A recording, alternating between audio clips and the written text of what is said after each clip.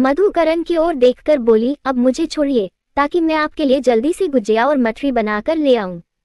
करण ने कुछ सोचते हुए मधु से पूछा, मधु क्या ऐसा नहीं हो सकता कि तुम मेरी बाहों के दरमियान में ही रहो और मुझे तुम्हारे हाथों की गुजिया और मठरी भी खाने मिल जाए? हो सकता है, पर उसके लिए तो मुझे जादुई परी बनना पड़ेगा। मधु ने मुस्कुराते हुए जवाब दिया। तो करण उसके बालों को उसके कान के पीछे करते हुए बोला, तुम्हें परी बनने की क्या जरूरत है? तुम तो वैसे भी अपने पापा की परी हो और अब मेरी भी। ऐसी परी जो किसी के भी चेहरे पर मुस्कान ले आए और किसी मरते हुए इंसान को भी फिर से जिंदगी जीना सिखा दे। एक ऐसी परी जिससे मैं बहुत प्यार करता हूँ और अब जिसके बिना जीने का मैं सोच भी नहीं सकता। मधु ने तुरंत उसकी ओर देखा। करण, अगर मैं आपसे कुछ पूछूं तो आप नाराज तो नहीं हो जाएंगे? मैं तुमसे कभी नाराज नहीं हो सकता मधु, कभी नहीं। तो मधु ने हिम्मत करके पूछा, आप नंदिनी से बहुत प्यार करते थे ना? नंदिनी का नाम सुनते ही करण की मुस्कुराहट गुम हो गई और वो एकटक मधु को देखने लगा। क्यों पूछ रही हो मधु? क्या तुम्हें हमारी शादी के बाद एक पल के लिए भी ऐसा लगा कि मैं तुमसे प्यार नहीं करता हूँ, या हमारी शादी मेरी मजबूरी थी? करण ने परेशान होकर उससे पूछा। मधु ने तुरंत उसके गाल को छुआ और बोली, नहीं करण, प्लीज मुझे गलत मत समझिएगा, मेरा वो मतलब बिल्कुल नहीं था। मैं जानती हूँ कि आप मुझसे बहुत प्यार करते हैं, मैंने तो बस ऐसे ही पूछ लिया। पर अगर आपको मेरे इस सवाल से जरा सी भी तकलीफ पहुंची हो तो प्लीज मुझे माफ कर दीजिए। आपका दिल दुखाने का मेरा कोई इरादा नहीं था। मुझे ये भी पता है कि आप हमारी शादी से बहुत खुश हैं, मैं तो बस ऐसे ही जानना। तभी करण उसके होठों पर अपनी उंगली रखकर बोला, तुम्हें और कुछ कहने की जरूरत नहीं है मधु। मैं जानता हूँ कि तुमने मुझसे ये सवाल क्यों पूछा। तुम्हारी जगह अगर कोई और लड़की होती तो शायद ये सवाल मुझसे बहुत पहले कर चुकी होती। तुम यही जानना चाहती हो ना कि कल अगर नंदिनी मेरी जिंदगी में लौट आई तो हमारे रिश्ते का क्या होगा? मधु ने अपना सिर झुका लिया और रोने लगी। करण ने बहुत प्यार से उसके चेहरे को छुआ और उसके आंसू पोंछते हुए बोला, मधु, नंदिनी मेरा बीता हुआ कल थी और तुम मेरा आज और आने वाला कल हो। मधु ने तुरंत नजरें उठाकर उसकी ओर देखा तो वो फिर से बोला, ये सच है मधु कि मैंने नंदिनी से प्यार किया था और अगर वो मेरी जिंदगी से नहीं जाती तो तुम कभी मेरी जिंदगी का हिस्सा नहीं बन पाती। मैं उसके अलावा किसी और के बारे में सोच भी नहीं सकता था। पर हमारी शादी की रात वो चली गई और फिर लौटकर मेरी जिंदगी में वापस कभी नहीं आई। वो तो चली गई पर अपने साथ मेरा सब कुछ ले गई। मेरी मुस्कुराहट, मेरी शरारतें, मेरी हंसी, सब कुछ। उसके जाने के बाद मैं इस तरह टूट चुका था कि जिंदगी जीना ही भूल गया था। फिर अचानक महादेव ने मुझे तुमसे मिला दिया। तुमसे लड़ते झगड़ते मैं कब तुम्हारा हो गया मुझे पता ही नहीं चला। जितना मैं तुम्हारे करीब आता चला गया उतना ही मैं नंदिनी की यादों से दूर होता गया। तुम्हारे बारे में सोचते सोचते मैं कब नंदिनी को भूल गया मुझे इस बात का एहसास तक नहीं हुआ। कब तुम मेरी जिंदगी बन गई मुझे ये भी पता नहीं चला। आज तो मेरी हालत ये है कि तुम्हारे बिना जीना मेरे लिए नामुमकिन सा हो गया है। इसलिए ये डर अपने मन से हमेशा के लिए निकाल दो मधु कि हमारे बीच अब कभी भी नंदिनी आ सकती है, क्योंकि हमारे बीच किसी तीसरे की आने की गुंजाइश मैं कभी छोड़ूंगा ही नहीं। मधु के रोते हुए चेहरे पर मुस्कुराहट आ गई। करण उसके माथे से अपना माथा लगाकर बोला, बहुत प्यार करता हूँ मैं तुमसे मधु, बहुत प्यार। नंदिनी से जुदा होकर तो मैं जी भी लिया, पर अगर तुम मुझसे दूर हो गई तो मैं मर ही जाऊंगा। मधु ने तुरंत उसके मुंह पर हाथ रख दिया और गुस्से में बोली, खबरदार करण, जो आपने इस तरह की बकवास दोबारा कभी अपने मुंह से निकाली तो मुझसे बुरा कोई नहीं होगा, समझे आप? आपकी जिंदगी के साथ अब मेरी सांसों की डोरी भी जुड़ी हुई है। इसलिए दोबारा ऐसा कुछ भी कहने से पहले ये सोच लीजिएगा कि अगर आपको कुछ हुआ तो मधु भी नहीं रहेगी। करण बहुत प्यार से मुस्कुराते हुए उसे देखने लगा और मधु उसे। कुछ देर दोनों एक दूसरे को ऐसे ही देखते रहे। फिर करण उसकी आंखों में देखते हुए बोला, तुम्हारे आई लव यू करण कहने का इंतजार कर रहा हूं मैं मधु। मधु शर्माते हुए उससे दूर हुई और बोली, तो इंतजार मत करिए, क्योंकि मुझे खुद नहीं पता कि मैं आपसे ये 3 लफ्ज कब, कहाँ और किन हालातों में कहने वाली हूँ। इतना कहकर वो जाने लगी, पर तभी करण ने फिर से उसकी बांह पकड़ी और उसे खींचकर अपने करीब लाकर बोला, संभल कर मधु, अभी तुम्हारे पैर में कांच लग जाता। मधु ने फ्लो पर देखा तो चारों ओर कांच के टुकड़े बिखरे हुए थे। तभी करण ने उसे अपनी बाहों में उठा लिया। मधु फिर से उसे देखने लगी। करण भी उसकी ओर देखते हुए उसे रूम में लेकर आया और रूम में आते ही उसने मधु को नीचे उतार दिया। थैंक यू, मधु मुस्कुराते हुए बोली और जाने लगी तो करण ने फिर से उसकी कलाई पकड़ी और उसे अपने करीब लाकर पूछा, सिर्फ थैंक यू? मधु के चेहरे पर फिर से मुस्कुराहट आ गई। उसने आहिस्ता से उसके गाल को चूमा तो करण के चेहरे पर भी मुस्कान आ गई। अब ठीक है? मधु ने पूछा। करण ने आहिस्ता से अपना सिर हिला दिया। तभी मंगेश ने दरवाजे पर दस्तक दी। दोनों ने जैसे ही उसकी ओर देखा तो मंगेश सिर झुकाकर बोला, वो मैम साहब ने कांच साफ करने के लिए भेजा है। हाँ, वो बालकनी में कांच के टुकड़े पड़े हैं, जाकर साफ करो, पर संभल कर साफ करना, कहीं तुम्हें चोट ना लग जाए। मंगेश ने सिर हिलाया और बालकनी की ओर चला गया। उसके जाते ही मधु बोली, मैं आपके लिए कॉफी भिजवाती हूँ। करण ने सिर हिला दिया तो वो वहां से चली गई। उसके जाते ही करण के चेहरे के भाव बदल गए। उसने अपना एक पैर पकड़ा और बैग पर बैठ गया। उसके पैर में कांच का टुकड़ा लग गया था। उसने वो कांच का टुकड़ा अपने पैर से निकाला और मंगेश को आवाज लगाई। जी छोटे साहब। मंगेश दौड़ते हुए आया। करण ने कांच का टुकड़ा उसे पकड़ाया। मंगेश, इसे संभलकर डस्टबिन में डाल दो और देखो तुम्हें चोट ना लगे। मंगेश ने तुरंत वो कांच का टुकड़ा डस्टबिन में डाला और बोला, छोटे साहब आपको तो चोट लग गई है, मैं फर्स्ट एड बॉक्स लेकर आता हूँ। तो करण तुरंत बोला, नहीं, तुम ये कांच साफ करो, मैं खुद कर लूंगा। और ध्यान से करना, कहीं कोई कांच का टुकड़ा ना रह जाए, वरना मधु को चोट लग सकती है। मंगेश ने सिर हिलाया और चला गया। इधर ऋषभ गुस्से में तिलमिलाया हुआ बैठा था और शालिनी उसके चेहरे पर दवाई लगा रही थी। वो ऋषभ की ओर देखकर बोली, ऋषभ, करण की तरफ से मैं तुमसे माफी मांगती हूँ। चाची, आपको मुझसे माफी मांगने की कोई जरूरत नहीं है, क्योंकि मैं ठीक हूँ और ये मेरे और करण के बीच की बात है, हम आपस में ही निपट लेंगे। आप प्लीज हमारे बारे में सोचकर इतना टेंशन मत लिया करो। हमारे बीच तो ये सब बचपन से होता आ रहा है और शायद आगे भी होता रहेगा। ऋषभ की बातें सुनकर शालिनी परेशान हो गई। उसने ऋषभ के गाल को छूकर पूछा, ऋषभ, क्या तुम दोनों भाइयों के बीच सब कुछ ठीक नहीं हो सकता? वो हल्के से मुस्कुराया, इस जन्म में तो बिल्कुल नहीं चाची, क्योंकि मेरे और करण के बीच जो खाई बनी हुई है वो दिन ब दिन और गहरी होती जा रही है और वो खाई अब कभी भरी ही नहीं जा सकती। क्या तुम दोनों मेरी खातिर भी ये सब खत्म नहीं कर सकते हो? शालिनी ने पूछा। तो वो उनकी हथेली अपने दोनों हाथों से थाम कर बोला, आपके एक इशारे पर ऋषभ अपनी जान तक दे सकता है चाची, पर करण से सुलह कभी नहीं कर सकता, कभी नहीं। शालिनी परेशान हो गई, पर बेटा, तुम दोनों के इस तरह लड़ने झगड़ने से तुम्हारी दादी, तुम्हारे मोम डैड और घर के सभी लोग बहुत परेशान हो जाते हैं। और आज ये सब देखकर मधु भी बहुत घबरा गई है। उसके लिए तो ये घर नया है ऋषभ, फिर भी उस बच्ची ने इस घर को दिल से अपना लिया है और घर के सभी लोगों के दिल में जगह बना ली है। पर हमें भी तो उसे इस घर में मान सम्मान और प्यार देना होगा ना।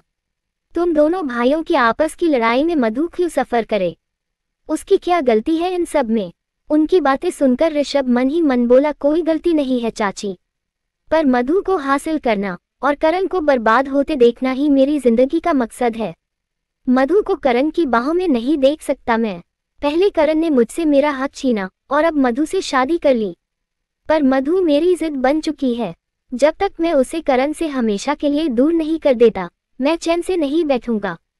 शालिनी ने टेबल पर रखा हल्दी वाला दूध का ग्लास उठाया और उसकी ओर बढ़ाकर बोली, ऋषभ, अगर तुम दोनों भाइयों के बीच खुराना कंस्ट्रक्शन के एमडी की वो कुर्सी है जिस पर करण बैठा है, तो मैं उसे समझाऊंगी, वो मेरी बात जरूर मानेगा और वो कुर्सी तुम्हें दे देगा। नहीं चाची, मुझे करण की भीख नहीं, मेरा हक चाहिए, ऋषभ बोला। शालिनी आगे कुछ नहीं बोल पाई। उसने गहरी सांस ली और फिर उसके सिर पर हाथ फेरकर बोली, ये पी ले, दर्द में आराम मिलेगा और थोड़ी देर रेस्ट करके बाहर लॉन में आ जाना।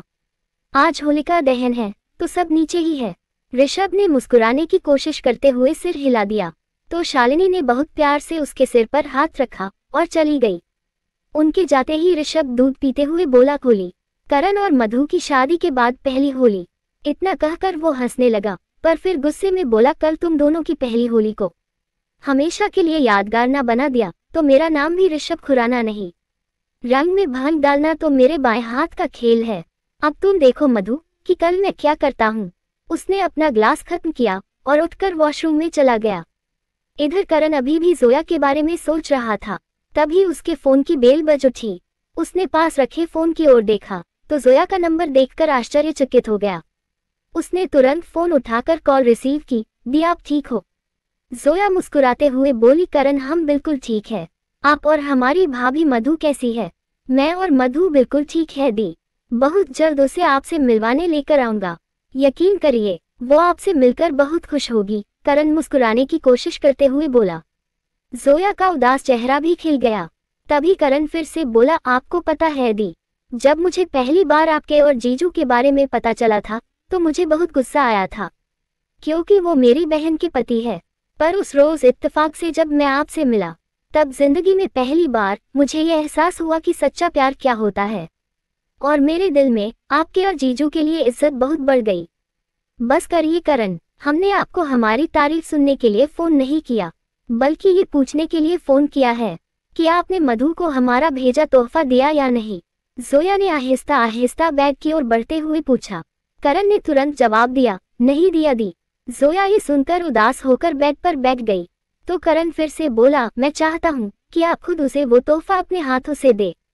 चाहते तो हम भी यही थे करण, पर बस ये सोचकर वो तोहफा ठाकुर साहब के हाथों भिजवाया था कि कहीं मधु एक तवायफ के हाथों से तोहफा लेने से इनकार ना कर दे। करण ये सुनकर परेशान हो गया और बैग से उठकर बालकनी की ओर बढ़ते हुए बोला, दी मधु ऐसा कभी सपने में भी नहीं करेगी, क्योंकि जिस मिट्टी से भगवान ने आपको बनाया है उसी मिट्टी से महादेव ने उसे भी बनाया है। बहुत अच्छी है वो दी। उसका साथ मुझे कब नंदिनी की यादों से बाहर ले आया और मैं उससे पागलों की तरह चाहने लगा, मुझे पता ही नहीं चला। जिस दिन उसे आपके बारे में पता चलेगा वो आपकी बहुत इज्जत करेगी। तो फिर तो हम मधु से जरूर मिलना चाहेंगे करण, क्योंकि जिस लड़की ने हमारे भाई को हंसना मुस्कुराना सिखा दिया, फिर से जिंदगी जीना सिखा दिया, उस लड़की को हम भी अपनी आंखों से जरूर देखना चाहेंगे। करण मुस्कुरा दिया, बहुत जल्द लेकर आऊंगा दी। जोया उदास होकर बोली, करण थोड़ा जल्दी ले आएगा, क्योंकि आप जानते हैं ना कि हमारे पास ज्यादा वक्त नहीं है। ये सुनकर करण की आंखें भर आईं। तो जोया फिर से बोली, करण हम और ठाकुर साहब दोनों ही ये बहुत अच्छे से जानते हैं कि हमारा बचना नामुमकिन है, और शायद अब तो आप भी जान चुके होंगे। ये सुनकर करण ने अपनी आंखें बंद कर ली। अब तक तो लंदन से भी जवाब आ चुका होगा। वैसे कितना समय बचा है हमारे पास करण? जोया ने पूछा। करण कुछ बोल नहीं सका क्योंकि उसकी जुबान लड़खड़ाने लगी थी। तभी जोया ने फिर से पूछा, एक हफ्ता है ना? नहीं दी, अभी आपके पास एक पूरा महीना है, करण फट से बोला और फिर अचानक चुप हो गया। जोया मुस्कुरा दी तो करण ने खुद को संभाला और पूरे यकीन से बोला, पर दी आप इस बारे में बिल्कुल मत सोचिए, मैंने दूसरे देशों में भी आपकी रिपोर्ट्स भेजी है, आपको कुछ नहीं होगा। जोया फिर से मुस्कुराए, करण हमसे और अपने आप से नहीं, बल्कि ये झूठ आपको आपके जीजू से कहना होगा। करण ये सुनकर दंग रह गया।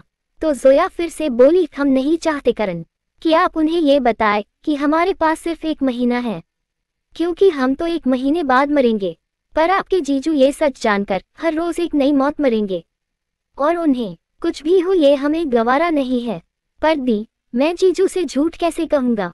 आज तक मैंने उनसे कभी कोई झूठ नहीं बोला और ना कोई बात कभी छिपाई है। मुझसे ये झूठ नहीं बोला जाएगा दी, नहीं बोला जाएगा। करण परेशान होकर बोला। तो जोया भी परेशान हो गई और खुद को संभाल कर बोली, आपको आपके जीजू की खातिर झूठ बोलना पड़ेगा करण। अगर उन्हें सच पता चला तो वो टूट जाएंगे, और इस वक्त राधिका को उनकी हमसे भी ज्यादा जरूरत है। उन्हें राधिका का ख्याल रखने के लिए खुद को संभालना होगा, पर अगर उन्हें सच पता चल गया तो वो खुद को संभाल नहीं पाएंगे। इसलिए आपको आपके महादेव का वास्ता करण, उन्हें कुछ मत बताइएगा, कुछ नहीं। करण के आंसू झलक आए, नहीं बताऊंगा दी। जोया फिर से मुस्कुराए, हमें पता था कि हमारे भाई हमारी बात जरूर मानेंगे। अच्छा, अब हम फोन रखते हैं, आप अपना और मधु का ख्याल रखिएगा और उन्हें जल्दी हमारे पास ले आइएगा। बाय दी, करण भी बोला। जोया ने कॉल कट कर दी और फोन सीने से लगाकर रोने लगी। उसने ऊपर आसमान की ओर देखा। यहाँ पहुँचने के बाद तो हमने आपसे मोहब्बत कभी नहीं मांगी थी, उनके बिना जीने की आदत डाल ली थी हमने, तो फिर क्यों आप फिर से ठाकुर साहब को हमारी जिंदगी में ले आए? और अब क्यों हमसे हमारी सांसें छीन रहे हैं? जब हमें पहली बार पता चला था कि हमें कैंसर है, तो इस दुनिया से जाने से पहले हमने आपसे बस यही मांगा था कि हम ठाकुर साहब के बच्चे को अपनी बाहों में ले सके, उनका चेहरा देख सके। अगर हमारी ये ख्वाहिश पूरी हो गई तो हम सोचेंगे कि हमने अपनी पूरी जिंदगी जी ली, पर अब लगता है कि हमारी ये ख्वाहिश कभी पूरी नहीं होगी। बहुत नाराज है हम आपसे, बहुत। इधर करण जोया और रणबीर के बारे में सोचकर बहुत परेशान था। उसकी आंखों में आंसू भरे हुए थे। तभी मधु हाथों में प्लेट थामे वहां आकर बोली, ये लीजिए आपकी गुजिया और मठरी। पर तभी उसकी नजर करण की आंखों में भरे आंसुओं पर पड़ी। करण उसे देखते ही पलटकर खड़ा हो गया और उसने तुरंत अपनी आंखें साफ कर ली। मधु ने प्लेट टेबल पर रखी तो करण ने उसकी ओर पलटकर देखा और प्लेट उठाकर झूले पर बैठकर बोला, थैंक यू मधु। मधु हल्की से मुस्कुरा दी और करण को देखने लगी, जो गुजिया खाने की कोशिश तो कर रहा था पर उससे एक निवाला भी ठीक से खाया नहीं जा रहा था। वो मधु को देखकर मुस्कुराने की कोशिश कर रहा था। वो उसकी बगल में आकर बैठी। उसने करण के हाथ से प्लेट लेकर टेबल पर रखी और पूछा, क्या हुआ करण? वो मुस्कुराने की कोशिश करते हुए बोला, कुछ नहीं मधु। वो उठकर खड़ा हुआ और उसने बात बदलते हुए मधु से पूछा, पूजा की तैयारी हो गई? मंगेश और पाटिल बाहर लॉन में डेकोरेशन कर रहे हैं। बाकी सर्वेंट्स भी अपने अपने काम में लगे हुए हैं और आरव अकेले ही होलिका दहन के लिए लकड़ियां लगा रहा है, इसलिए मैं आपको बुलाने आई थी। तुम चलो, मैं रेडी होकर आता हूँ। इतना कहकर करण वहां से जाने लगा तो मधु ने उसकी कलाई पकड़ ली। करण बिना उसकी ओर देखे मन ही मन बोला, प्लीज मधु कुछ मत पूछना, क्योंकि इस वक्त मैं तुम्हारे सवालों के जवाब नहीं दे पाऊंगा। मधु उसके सामने आकर खड़ी हुई और उसकी आंखों में देखने लगी, पर करण उससे नजरें चुराने लगा। तो मधु हल्की सी मुस्कुराहट के साथ बोली, चिंता मत करिए करण, मैं आपसे कुछ नहीं पूछूंगी, क्योंकि आज मैंने पहली बार आपकी आंखों में आंसू भी देखे हैं और आज आप पहली बार मुझसे नजरें चुरा रहे हैं, इसलिए मैं इतना तो समझ चुकी हूँ कि बात कोई बहुत बड़ी है जो आप मुझे इस वक्त नहीं बताना चाहते। करण फिर से उससे नजरें चुराने लगा। मधु ने बहुत प्यार से उसके गाल को छुआ और बोली, मैं इंतजार करूंगी उस पल का जब आप मुझे अपने आंसुओं की वजह बताएंगे। करण बहुत प्यार से उसे देखने लगा तो मधु फिर से बोली, अब जल्दी से रेडी होकर नीचे जाइए, मैं भी रेडी होकर आती हूँ। ठीक है। इतना कहकर वो जाने लगी तो करण ने उसे आवाज लगाई, मधु। जी। मधु ने पलटकर पूछा। करण मुस्कुराते हुए बोला, पीले रंग की साड़ी पहनना। मधु के चेहरे पर बड़ी सी मुस्कुराहट आ गई और वो सिर हिलाकर चली गई। करण पलटा और उसने टेबल पर रखी प्लेट उठाए और गुजिया खाते हुए वहां से चला गया। नीचे लॉन में सारा परिवार जमा था और हर कोई होलिका दहन की तैयारियों में लगा हुआ था। ऋषभ वही एक सोफे पर बैठा सबको देख रहा था। तभी एनी वहां आ गई। उसे देखकर सबके चेहरे पर मुस्कुराहट आ गई। एनी ने अपना बैग नीचे रखा और अतुल के गले लगकर बोली, डैड, मुझे तो लगा था कि मेरा बेटा भूल ही गया कि कल होली है और वो अपने फ्रेंड्स के साथ पंचमढ़ी में ही एंजॉय करने वाला है। अतुल मुस्कुराते हुए बोला। तो एनी तुरंत बोली, डैड 3 साल बाद मैं होली पर इंडिया में हूँ, तो अपनी फैमिली के साथ ही ये फेस्टिवल सेलिब्रेट करना चाहती हूँ, इसलिए तो अपने फ्रेंड्स को छोड़कर यहाँ हूँ। तभी उसकी नज़र शालू पर पड़ी और वो भागती हुई शालू के पास जाकर बोली, बड़ी मोम, मुझे बहुत भूख लगी है। शालू ने मुस्कुराते हुए उसके गाल को छुआ और बोली, जा जल्दी से फ्रेश होकर आ, आज घर में तेरे पसंद की ढेर सारी चीजें बनी है। वाओ, मैं यूं गई और यूं आई। एनी ने अपना बैग उठाया और अपने रूम की ओर दौड़ पड़ी। वो जैसे ही हॉल में पहुंची तो सीढ़ियों से नीचे आ रहे करण से जा टकराए। उसे देखते ही करण के चेहरे पर बड़ी सी मुस्कुराहट आ गई। क्या कर रहे हो भाई, अभी लग जाती मुझे, एनी मुंह बनाकर बोली। मैं नहीं, तू भागती हुई आ रही थी, समझी। एनी मुस्कुराती हुई करण के गले लग गई। कल तो मैं आपको रंग लगाकर रहूंगी। करण खुराना को आज तक कोई रंग लगा पाया है जो कल तू मुझे रंग लगाएगी, करण अकड़ कर बोला। तो एनी भी झट से बोली, भाई मैं आपको रंग लगा पाऊं या ना लगा पाऊं, पर कल मधु भाभी आपको रंग जरूर लगाएगी, क्योंकि मुझे कुछ विश्वसनीय सूत्रों से पता चला है कि उन्हें होली खेलना बहुत पसंद है। करण मुस्कुरा दिया, इम्पॉसिबल, मधु भी मुझे रंग नहीं लगा पाएगी, क्योंकि मैं उसे भी साफ साफ बताने वाला हूँ कि मुझे होली खेलना बिल्कुल पसंद नहीं है। दिस इज नॉट फेयर भाई, ये तो गलत बात है। भाभी की इस घर में पहली होली है और आप उनसे रंग नहीं लगवाएंगे तो उनकी होली तो अधूरी ही रह जाएगी। तभी आरव वहां आकर बोला। करण ने उसे घूरा, आरव, कल अगर तूने कुछ भी गड़बड़ करने की कोशिश की तो मुझसे बुरा कोई नहीं होगा, समझा। इतना कहकर उसने अपने कुर्ते की आस्तीन ऊपर की और बाहर लॉन की ओर चला गया। उसके जाते ही एनी आरव के कंधे पर कोहनी रखकर बोली, भाई अगर करण भैया ने होली नहीं खेली तो भाभी की पहली होली में मजा नहीं आएगा। हाँ एनी, मजा तो तब ही आएगा जब ये दोनों एक दूसरे को अपने रंग में रंगेंगे। हमें कुछ तो चक्कर चलाना ही होगा, आरव करण को जाते हुए देखकर बोला। एनी ने तुरंत उसकी ओर देखा, पर हम करेंगे क्या? हम नहीं, भाभी करेगी, आरव ने मुस्कुराते हुए जवाब दिया। तो एनी भी मुस्कुराने लगी। करण बाहर आया तो उसने देखा कि अतुल अकेले ही होली में लकड़ियां और कंडे लगा रहा था। करण उनके पास आया, चाचू आप हटिए, मैं करता हूँ। अतुल मुस्कुराए और जाकर वनराज और बलदेव के साथ बैठ गए। तभी आदि कुछ बैग्स लेकर आया और शोभा को देते हुए बोला, ये लीजिए दादी माँ, आपने जो लाने के लिए कहा था मैं ले आया। शोभा ने सारे बैग लिए और उन्हें चेक करके बोली, थैंक यू बेटा, मैं सर की मदद करता हूँ। इतना कहकर वो करण की मदद करने लगा और होली में लकड़ी लगाते हुए आहिस्ता से बोला, सर आपने जो भी करने को कहा था सब कुछ और सेट है। करण ने लकड़ी लगाते हुए ऋषभ की ओर देखा, जो सोफे पर अकेला बैठा सबकी नजरों से बचते हुए शराब पी रहा था। करण आदि से बोला, सारे कैमरे अच्छे से चेक कर लिए? यस सर, आदि बोला। करण फिर से ऋषभ को देखने लगा जो उसे ही घूर रहा था। इधर शालिनी, पूजा और शांति होली पूजा का सामान लाकर वहां रखे टेबल पर रखने लगी। शालिनी सारी थालियां देखते हुए बोली, आरती की थाली शायद मंदिर में ही रह गई, मैं लेकर आती हूँ। वो फिर से अंदर जाने के लिए पलटी, पर तभी उनकी नजर मधु पर पड़ी जिसके हाथों में पूजा की थाली थी। शालिनी के चेहरे पर बड़ी सी मुस्कुराहट आ गई। मधु थाली लेकर आई और उसे टेबल पर रखकर बोली, मम्मा एक बार देख लीजिए, कुछ रह तो नहीं गया? जो रह गया था वो तो खुद चलकर आ गई, शालिनी मुस्कुराते हुए बोली। पर मधु को उनकी कही कोई बात समझ नहीं आई और वो उन्हें देखने लगी। शालिनी उसके सिर पर हाथ रखकर बोली, पंडित जी के आते ही पूजा शुरू करते हैं। माँ चाहती है कि आज पूजा तुम और करण करो। मधु ने आहिस्ता से सिर हिला दिया और शोभा के पास जाने लगी। तभी करण की नजर मधु पर पड़ी। उसे देखकर करण की नजर उस पर ही रुक गई। पीले रंग की बनारसी साड़ी जिसने नारंगी कलर की बॉर्डर बनी हुई थी, हल्का सा मेकअप, माथे पर छोटी सी ऑरेंज कलर की बिंदी, लाइट ऑरेंज कलर की लिपस्टिक और नाक में पतली सी नोजें उस पर बहुत खूबसूरत लग रही थी। वो अपने लंबे खुले बालों को अपने चेहरे से हटाते हुए शोभा की ओर बढ़ रही थी। उसे देखकर करण का चेहरा खिल गया। एक तरफ बैठे ऋषभ की नजर जैसे ही उस पर पड़ी तो उसकी आंखें भी फटी की फटी रह गई। वो उठकर खड़ा हुआ और मधु की ओर बढ़ ही रहा था कि तभी करण ने मधु के पास आकर उसकी बांह पकड़ी और उसे वहां से ले गया। लेखिका कविता वर्मा। अगर आपको मेरी लिखी कहानियां पसंद आ रही है और आप इस कहानी को आगे भी पढ़ना और सुनना चाहते हैं तो मेरे चैनल को लाइक करें, शेयर करें और आज ही सब्सक्राइब भी करें। Thank you for watching this video.